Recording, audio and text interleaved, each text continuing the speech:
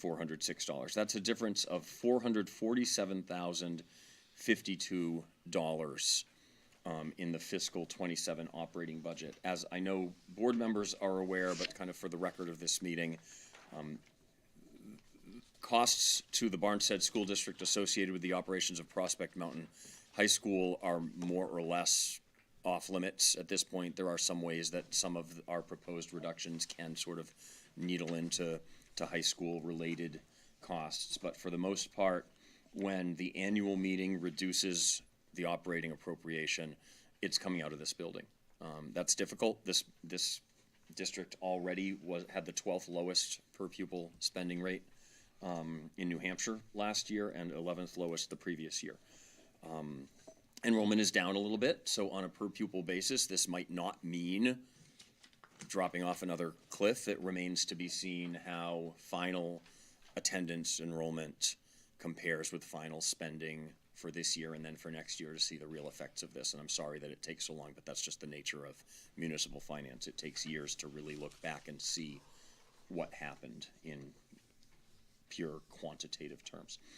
We have proposed $447,052 worth of reductions that, yes, some of that was just discussed in non-public, which is appropriate under the law, but in general terms, that's about $337,000, give or take, in personnel-related reductions.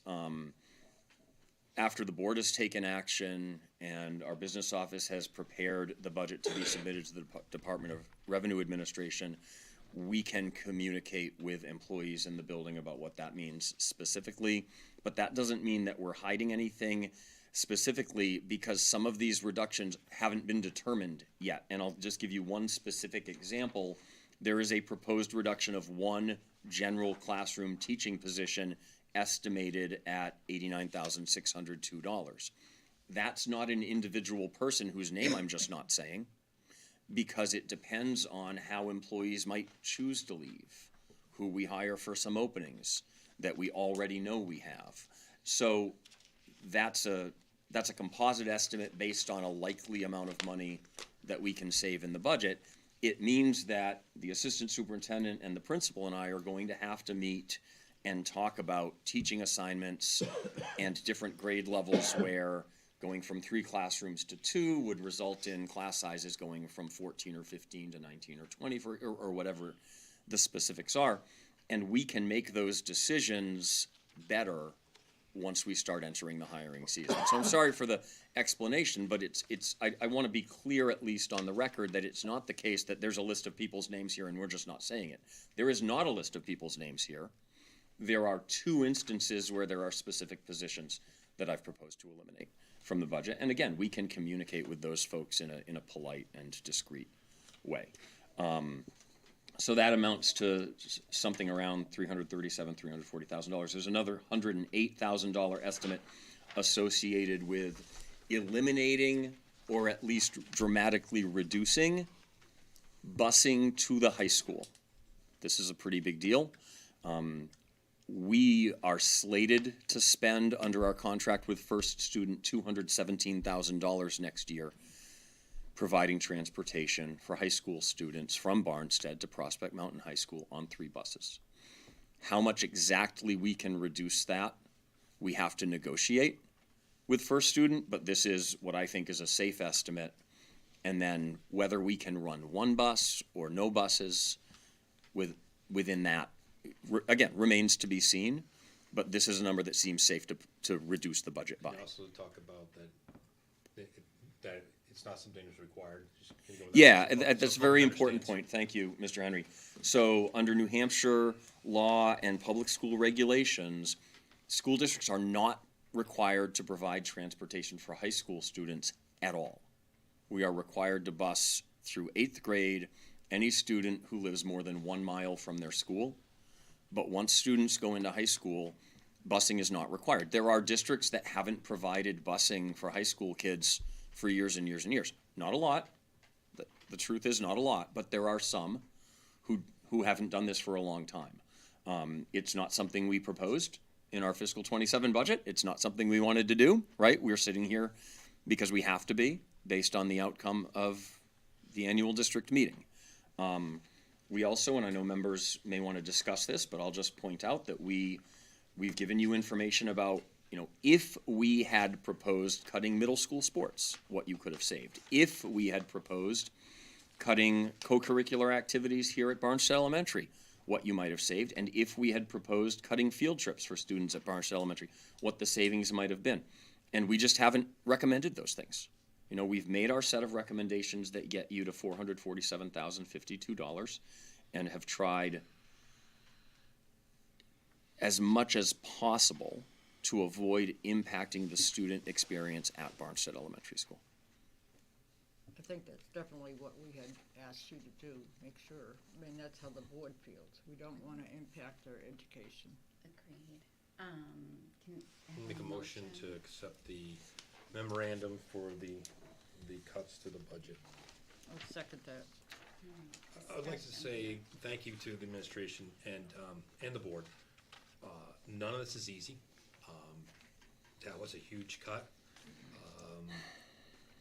The hope is that we can still find some other places to save money, and we will continue to do that. If there's other ways we can to make this work, we will. The board did make it very clear that we didn't want to touch things that are really important to the kids. Sports, co-curricular activities, field trips, that's important. That is our last resort. But if we had to, we had to. But right now, we don't. And we're, again, still hoping to find some tweaks and maybe adjust and move in a different direction. And we've let the administration know to dig, work hard. The reason why we're doing this tonight is because Heidi here has to have the numbers of the cuts to get into DRA, to set taxes and those kinds of things. So we have to make a decision tonight. But this still could change. At the end of the day, we still have to cut out $447,052. $4,437.52. At the end of the day, that's what we have to cut. Yeah, I think the other thing that came up in the town meeting was about, or the school meeting rather, was around classroom size. And I know as a board we've discussed that, but while there are some cases where we could tolerate classroom sizes getting slightly more, we don't feel like it's realistic to have 20 kindergartners in one classroom. So that is something that I think is still important to us, and we're really trying to keep those numbers reasonable. And we've avoided that. So we're still looking at 14, 15 students in first grade classrooms, 14, 15 students in second grade classrooms. We have to have a conversation about third grade because we have a couple of options. We don't love the idea of going to 19 or 20 students, but it's one of the things we need to discuss. 18 at fourth grade isn't what we were planning for next year, but we can tolerate that. So we have some options. We're certainly within the board's policy guidelines and well within state law. And there was some discussion at the annual meeting about, the difference between those two things. The state will tell you can put 30 kids in some classes, but that's nothing the board has ever wanted and probably nothing we would be interested in unless we were really forced. So we're really trying to walk that line where we maintain sort of the spirit of what you've wanted us to try to do here. And I think we're going to be able to hit that, and that's what these numbers are based on. Other discussion? All in favor? Aye.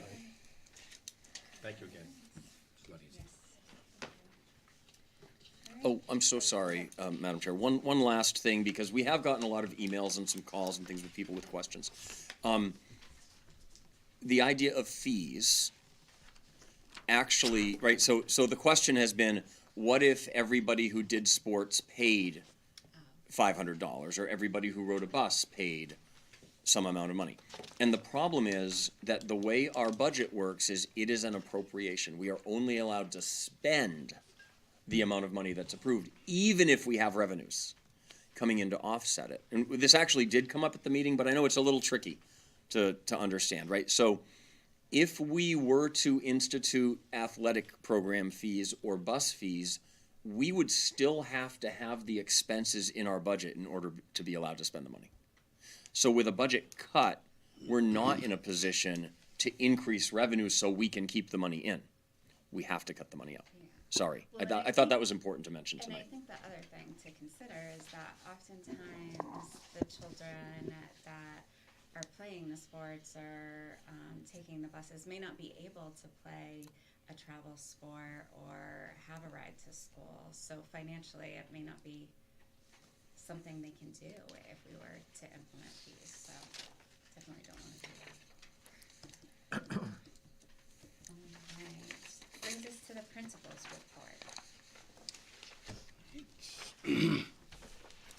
Good evening. So the enrollment report is attached. We are sitting at 407 students currently. We did have a Homeland Security assessment, which basically Homeland Security came in and looked at all of our emergency operations plan. And, you know, while we don't speak publicly about any type of security, his last sentence in his assessment is the desire and interest to continue and enhance school security at this location is very clear. So in his assessment, we are doing a really good job with security. We'll continue with the new construction. Obviously, there were things that we said, look, we're gonna change this, and but for what we have in place right now, we're doing a really good job. And that's, you know, kudos to Matt Dumont and former facilities director Sean Astot, who put a lot of this stuff in place. So BEA held their family game night on March 5th. It was a really good turnout, huge success. Every grade level was represented. This is where we had teachers come in and they set up games and had families come in, and we had prizes and stuff. And again, you know, it was just another example of a community event that, you know, really went off well. So I thank Christine Bergeron for her leadership in that. This actually says Cub Club. I meant to say after school club. So there are numbers for the clubs that we have going on after school. So we have currently 57 kids that are participating in the spring clubs. Our kindergarten screening will be April 23rd and 24th, so this is the Thursday and Friday before April vacation. What we do is have our kindergartners, our current kindergartners, stay home those 2 days, so they get to start vacation a little earlier, and then we have our incoming kindergartners come in and do the screening. So I know it's been in the Baysider, we have it on the sign, so we've gotten the word out about our kindergarten screening. One thing I'd kind of like to highlight for this report is some work that Cam Bailey has been doing with his outdoor enrichment kids.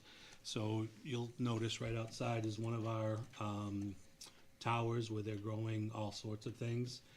The other one is located in the old lobby. Some of the older kids, the 7th and 8th graders, have been working on building the greenhouse that he got through the grant, wheelbarrows, the hydroponic towers, some of the lettuce that he has harvested so far, he's actually, you know, given to the cafeteria, and they've used it to feed some of our kids.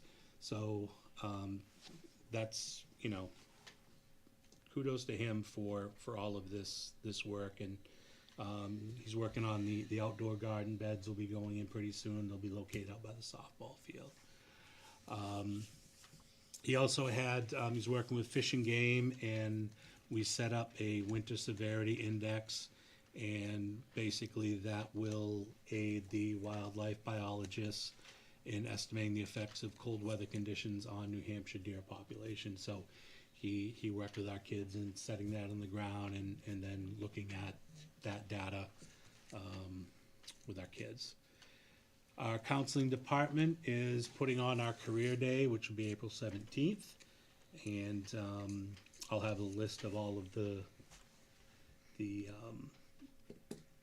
volunteers who came in after we get them all set. But we're still collecting people to come on in, but that's going to be 17th. I know it's been a huge hit the last couple of years. I attended, obviously, last year and whatnot. And, you know, just to kind of see all of the community members that came in with their various careers was fantastic. On March 26th, our band concert performed, went up to the high school and performed our district concert. Congratulations to Rowan Chandler, our band director, for a great performance there.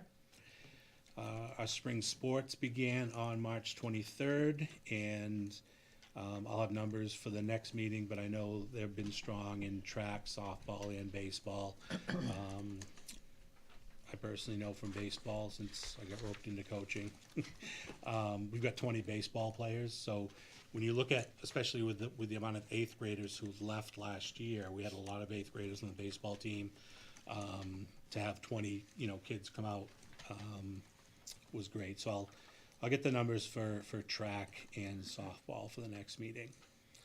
On April 2nd, Mike Anderson came in and completed another round of collegial coaching. So we had a group of 6 teachers that went in and observed a lesson from one of their colleagues, then went back and gave feedback on that lesson. So basically what we're training our staff members to do is to be able to go in, to observe a colleague, and to be able to give them good feedback. So we're going to have 18 staff members trained in collegial coaching after this is done.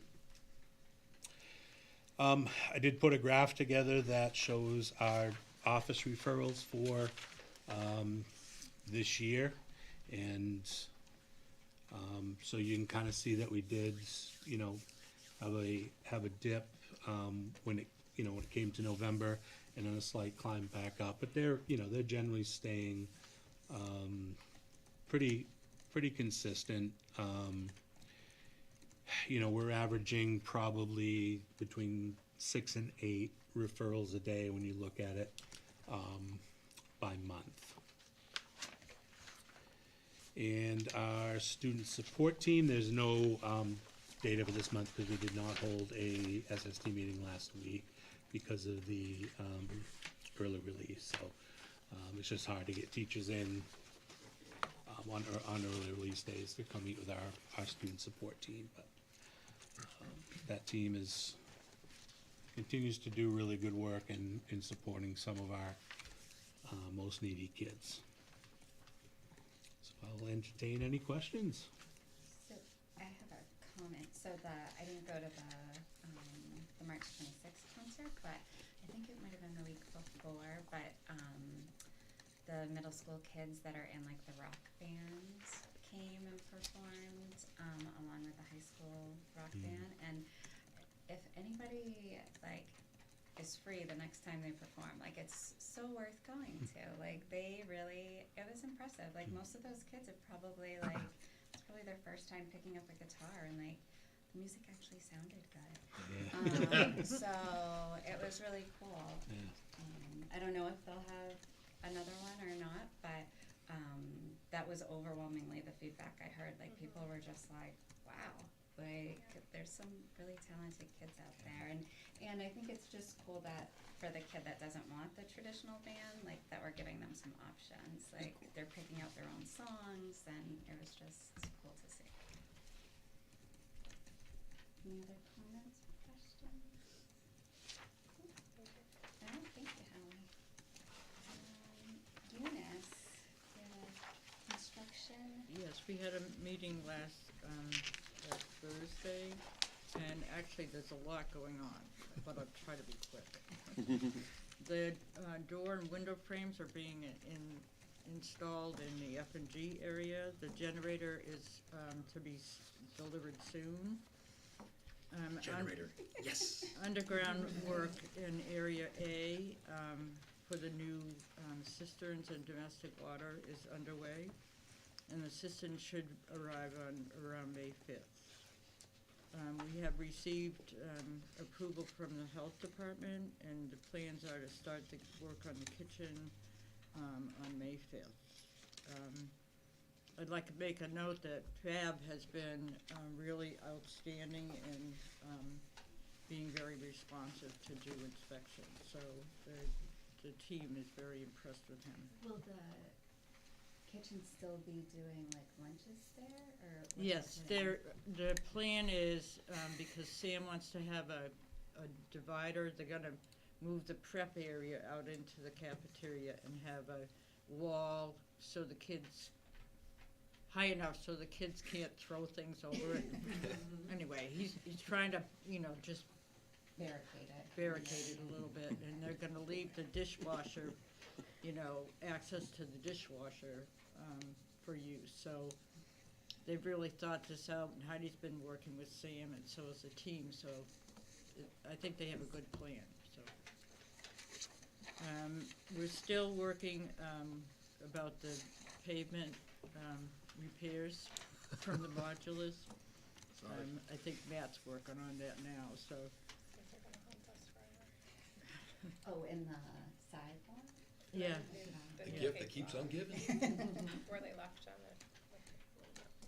it. actually, just before our meeting on Thursday, a rep came in to talk with the building, manager, Kevin, about, the flooring that's gonna be installed and what kind of cleaning would be needed and machines, how you'd clean it.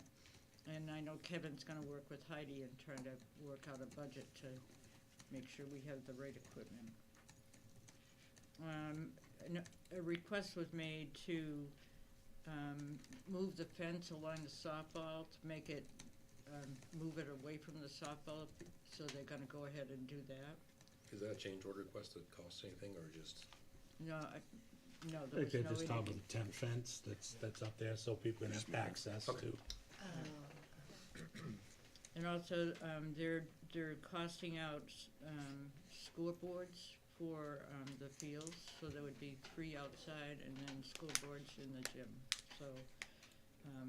And the last thing I have is we approved the, divider wall for the gym, so, they can separate it into different courts.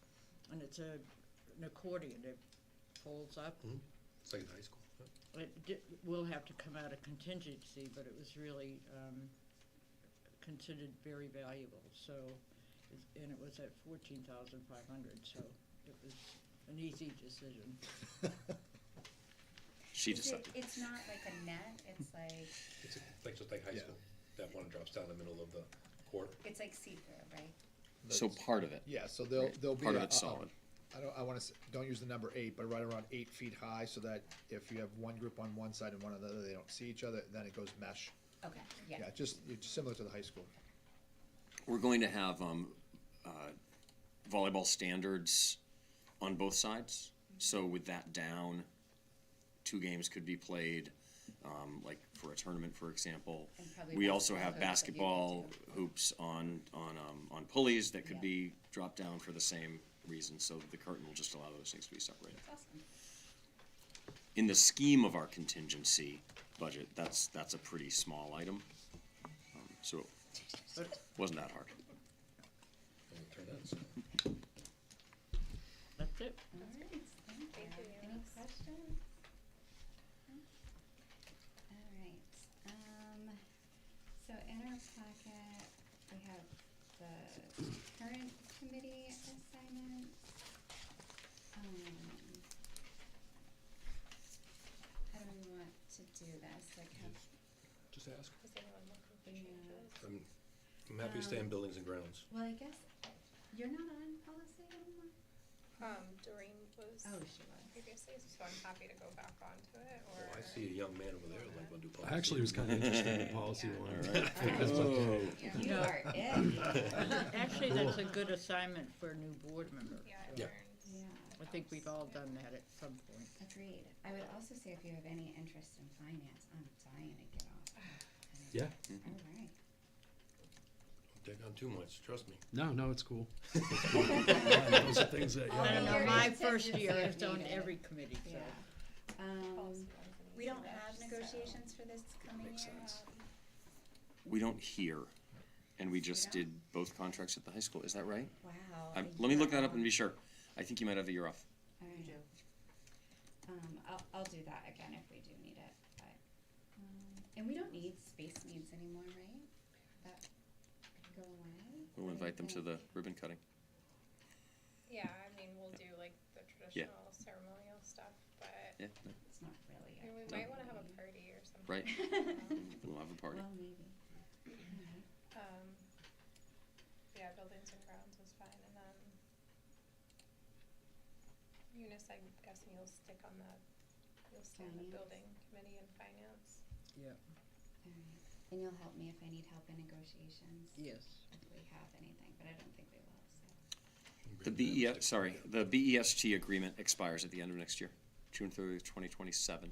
So we do have. So that's one negotiation next year. That's the paras. That's the para Okay. agreement, yeah. And it also covers other support Yeah, staff, custodial, custodians and and administrative That's assistants. okay, we can, I put our names in, so we'll do those. Alright, and we don't need any additional committees, right? Not here, maybe something at high school. I think we're good. Alright. Matt, it looks like you're up. Yep. Thank you very much. This Friday, April 10th, marks our last professional development day as a system. We're going to continue our work on quality assessments, looking at assessment protocols, working across the district. As I mentioned the last time, having people from different grade levels in different schools work together to go over those, and then have some goal setting afterwards. The afternoon, we're gonna start looking at our report cards and our standards. There's been a lot of conversation from faculty about making some adjustments to the standards that are on there, maybe adding some things, things of that nature, looking at it from grades 5 through 8 as well.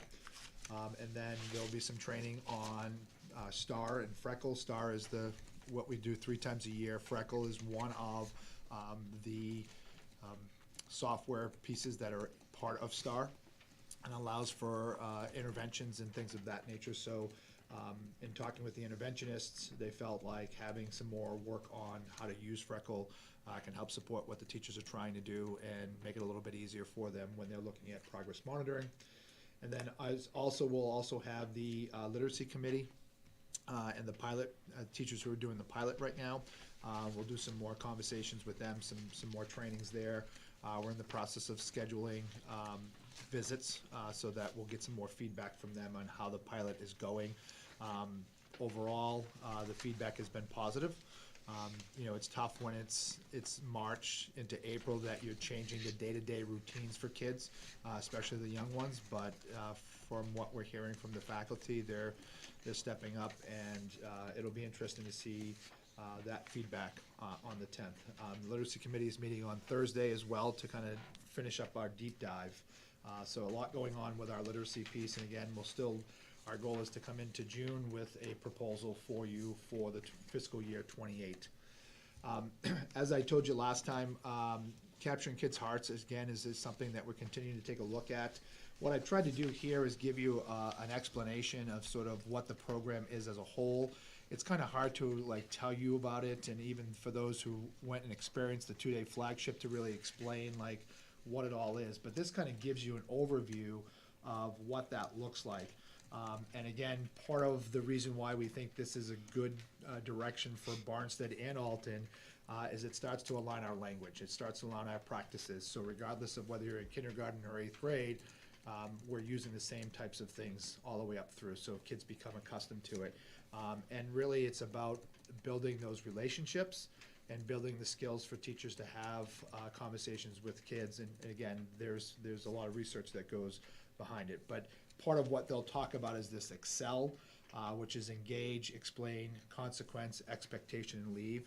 And again, always explaining what it is that we're looking for, what we're asking them to do, making sure that they understand what it is that we're asking them to do, because oftentimes we think they understand and the kid doesn't, right? And so, again, and there's a little blurb as to what it would look like. On the back side of that, this is what it would look like if we move forward with this. So again, this is not a one and done piece, right? This is a multi-year process that we'll go through, and ultimately what it will do is it will provide us the opportunity to have sort of the train-to-trainer model. So once we have people in place and we've gone through the trainings, it's not something where we always have to go, oh, listen, we gotta go send another 5 people out and spend all kinds of money for trainings. We'll be able to have internal people who are who've really grasped this and understand it and have gone through some additional trainings to be able to then sit down with new faculty, new people, and talk to them through that process. So the initial piece would be a 2-day workshop that would be for all of our faculty and administration, obviously. And so that would be the kickoff. Again, we're looking at some June dates as potential, but we'd like to do it before August, only because when August rolls around, people are thinking about classes and getting ready and everything else, and the last thing we want to do is have this training where they're going, okay, so how am I going to implement this? If we can get it done in June, they can start thinking about it over July and August about how this would implement in their classes. And then what will happen is, because it's also important for our paraprofessionals, our custodians, even anybody else that is having access to kids, we would even invite the bus company to participate. They would come back and do some training with those folks as well. Not as intense, but at least understanding what we're trying to accomplish. And hopefully by them participating during the school year, they're also seeing it firsthand. But again, I think it's important that we also provide that opportunity for them to be trained. And then what we'll do is we start to look at, as we find certain people who are really kind of taking on this and really taking it to another level, those early adopters, that would be those individuals that we would identify as the train-the-trainer model. So they would come back again and do some more training for that group of people. And then there's other things that they do offer. They have subscriptions for us. Again, if people are looking at it and struggling a little bit, they can go and do some professional development, again, without having to go to another place or spend a lot of money doing that. So you can see sort of that's year one, and then we would do some more follow-up stuff in years 2. The nice part about that too is we would start tracking our data and looking at what's going on so that we can be reporting out and capturing kids' hearts helps us with that piece of it, and how to look at, so we're not just saying, oh wow, this is great, this is what's happening, but we can kind of drill down to why it is and why it isn't. So this is the overview for that piece of it. Obviously, we haven't, it's a tough time to talk about this, especially when we're talking about budget cuts. We haven't budgeted for this year, and so we will be, if the board is okay with me moving forward, I'll work with them some more, get a quote for them to provide that for us, and if there are funds available at the end of this year, utilize those funds. If we're unable to do that piece of it, then obviously from our perspective, we would have to sit down and budget this for fiscal year 28 and wait until that piece of it to implement. So that's what we're going forward with right now. So if you're okay with that, I'd like to continue to move forward and come back in May with a budget proposal. Yep, Yeah. yeah. Okay. I do have a question, and I should know because I'm on the literacy committee, but I missed the last meeting. Yeah. The visits you mentioned, Yep. is that like visiting the teachers in our own system that are piloting, or are you going to other schools that are piloting? So it's both. So Ally will be here on Thursday. Ally is our consultant who's been leading the charge in our literacy piece of it. So she'll visit both ACS and BES just to kind of see what's going on, visit with the teachers, any feedback. And then we're looking at other schools that have adopted these programs, and giving us the opportunity to have teachers go take a look at it. As you may be aware, those who aren't piloting are also doing a deep dive on different programs, basically using a protocol that we developed. And so we'll take that information from the majority of the literacy group, look at what they came back with, have individual conversations with our teachers plus our students, take that information plus the information of going and seeing it firsthand, and then put it all together to determine which direction we're gonna go in. So, yeah, I think it's a good opportunity to kind of see it in action. There's been like a tremendous amount of work behind it, and it feels like, I know everyone on the committee's like, wish we could have done it like instantly, right? Yeah. But we wanna make sure we're getting the right information, and the great part is all of the programs we're piloting are really good programs. So I don't think we can go wrong, and I think it's gonna just meet such a significant need and gap that we've had with curriculum. So can't wait to Yeah. see what We had an interventionist yeah. meeting this morning, and it was interesting because one of the individuals had brought up that some of the feedback that the level of rigor is much higher in many cases, right? The amount of time it takes with these programs. But what she shared with us was that the number of kids that sort of have risen to that level of rigor, I mean, we always talk about, we keep raising it, they'll raise up to it, so, but it's nice to kind of actually see it in action and seeing the kids buy into it. So again, you know, early on, but I think it's certainly going to give us enough feedback, and I think the process, I'm glad that you brought that up, because the easy thing would have been is to say, okay, let's pick 3 programs and let's rush into this, and not get a lot of feedback and not do the surveys and request information back and forth to faculty, and I think that's been an important piece of it, because when we make that decision, you know, we have to implement it with integrity, right? We have to make sure that we're following that particular program that we go forward with so that we have that continuity. And that's a big undertaking. Yeah, So. so for context, it's been almost 2 years Yes. of us researching just kind of how you teach children to read and all of the different dynamics, and then researching programs, and it's just, and I think, you know, we all went into it with like, we need curriculum, we understand that, we need both schools to have like similar curriculum, so when you get to high school, you're all on the same playing field. But the teamwork that's come out of it has been like the perk that we didn't necessarily have the full intention of, but that's what came of it. So Yeah, it's been really and again, it's almost like I set you up with these comments that you're making, because as we were talking today, you know, when you listen to the conversation, everybody was talking about, well, we need to do this and we need to move forward with that, right? And it wasn't like, oh, at Barnstead, we need to do this, or at Alton. And I think 4 years ago, when That's you what it walked was. into a professional development day, you could see the divide, right? There was this group over here and this group over there, and the two should never touch or talk. And now, all of a sudden, when you walk into a PD day, you wouldn't be able to tell, for the most part, who's on what Yeah. team, if you will. I think what you would see is more like peer groups together, right? Yep. So like the interventionists, Yep. like Yep. have Right. created some bonds, and Yes. like the administration's created some bonds. But it's good because they're sharing their knowledge with each other and like making the 2 schools better Yep. as a result. So. A lot of good work. Right, next, our school calendar, is this more final So draft? if you're ready, and if you're not, we'll see you in a couple of weeks, and we would just post that you're going to have a Barnstead meeting and make a decision that night. But I think at this point, we've heard enough from both boards and from the joint board to not expect any big changes from this.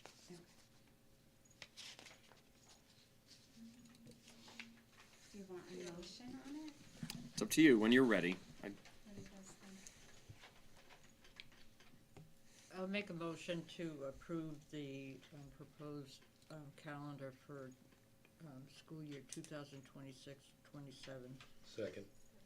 I would suggest that the snow days be corrected, because It'd be fine. according to the calendar, I believe they're the 18th, 21st, 22nd, 23rd. Yeah, and all the math, we have to add everything up and make sure, there are always errors with these things. Friendly amendment to your motion? Mhm. That, approve it based upon, them correcting the So stuff you just brought to, Yeah. and that's what they just talked about. 2, 3, 4, we need 5. Should be 18 to 24, yep. Or am I allowed to withdraw my motion? It's a friendly amendment. We'll fix it. You seconded- We'll fix you it. seconded the amendment. Any other things? All right, all in favor? Aye. Aye. I did skip over, staff nominations, but that's because we had, voted on that in non-public. So now we'll go to policies. I'll make a motion to, first reading for head lice, yes, yep, whatever that word is. JLCEA policy. Second. Where's that at? Is it JLCC or is it JLCE? Oh, they changed it. Oh, JLCC. cha- Oh, this is the old one. Yeah, I looked at the old one, Okay. I see the new one here is JLCC. All right. So I amended to JLCC, And that's just the first reading? just first reading. First, yeah. All in favor? Aye. Aye. Um, 2025-26, last day of school. You have an update for us, Tim? Not yet. We have the spreadsheet running around, but I Okay. don't know if you noticed, we got, It snowed today. it just snowed today.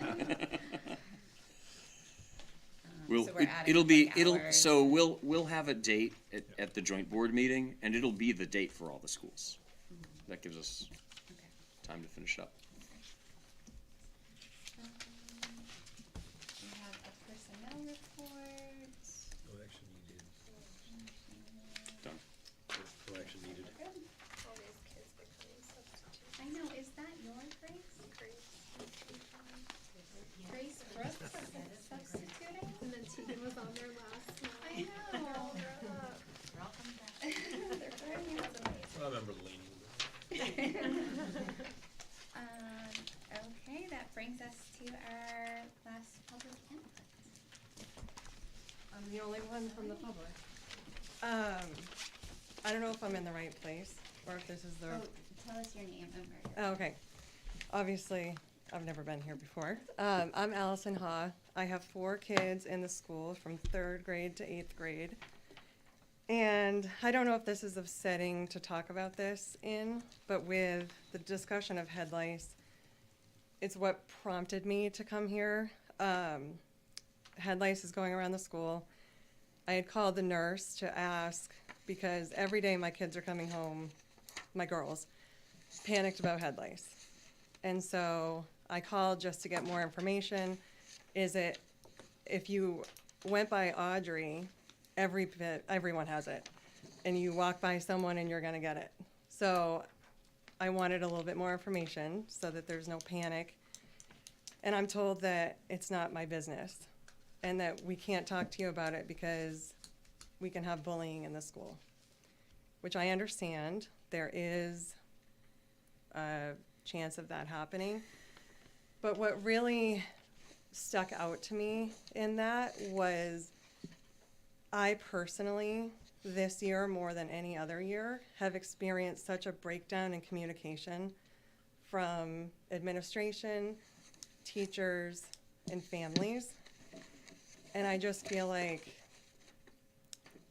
one thing I always tell my kids is don't come to me with a problem if you don't have solutions. And I don't have a solution. But I also feel like going to Facebook and complaining about things is not productive. And a big piece of what saddened me was before the school board meeting. Facebook was the most toxic place. And it made me so sad because all these families are in situations, and most of the people that were complaining are people with kids in school. And while some of their issues are what you would consider not big issues, there's a lot of them that stem around the same issues that I've had with communication. And if we're relying on the community to support the school, and we don't have communication that flows effectively, our kids are not going to be successful in that situation. So I don't really want to get into like the details of different things that have happened to me, but one that happened recently was a crisis counselor approached my 8-year-old and told him that he was going to be going to a group with him because he was selected based on behaviors that have been observed. As a parent, my 8-year-old comes home and tells me. So I asked the teacher, who has never heard of this, So then I'm trying to get answers. Tuesday is when I brought the concerns. I didn't have an answer until Friday. And it was because my last email was, I need a response today on what is happening. Come to find out, it wasn't a teacher recommendations. But then this person tells me that the school, he was trying to get other people to call me because I'm a difficult parent to work with. And while I understand, I'm not going to sugarcoat it, I am an advocate for my kids. And I'm respectful when I do it, but I also feel like if this message is being sent to parents, how do you want parents to work with the school if that is what I'm hearing? And I don't think it's unreasonable in this situation when my 8-year-old tells me that this is what happened. I would hope that all of you that had an 8-year-old come home and tell you that he's selected because of bad behavior, I would hope every single one of you would want to ask questions about that. So I don't really have a solution here other than I think that the communication breakdown needs to be addressed from the top because it all starts at the top. So, yeah, that's all I got. Thank you. I am sure the superintendent will catch up with you. Already did. Any other public input? Seeing none, do we need a non-public? I don't. I think we already did that. So future agenda and follow-up items. We might have more information about the specifics of the busing. And possibility, I guess we want to keep it on the agenda referencing how it's looking with the cuts that were made. It might be perpetual, we want an update, how that's looking. We might not get nothing, but if we don't, if it doesn't, if we keep it on the agenda, at least it's on our mind. Right. No, especially if they're going into hiring Yeah. phase. Keeping it fresh in our minds. Probably need a, imagine at this point, probably need buildings and grounds. There will be, well, we're in the process of a landscaping bid, which, because you moved your meeting up, they're actually due tomorrow, so I'll be asking you guys to look at it prior to your next meeting and then ratify it, so that's one thing. We'll have a second reading on the policy, second and final reading on the policy. We're gonna come, they're gonna come back. Policy meeting? Do you guys have policy meetings? We try to have one a year. We try to have one in the fall after the legislative session is over, the governor signed everything that's going to be signed, and then the School Boards Association and our lawyers send out guidance. And if we can, we do one meeting where we go through everything that has to change. But after you read them all, if you decide that you'd like to have a meeting, go over them, have at it. Sure thing. We also, I'm sure we're gonna have the updated calendar with the corrections for next month. Anything else? Unless I can't think of anything else. And will there be an update from the literacy committee or not Yeah. yet? We'll just update where we're at, like I usually do, and then June will be the presentation. Yep. And next meeting is May 20th. Is there any other business? I'll make a motion that we adjourn. Second? All in favor? Aye. Aye. Not bad, Randy. Good job for your first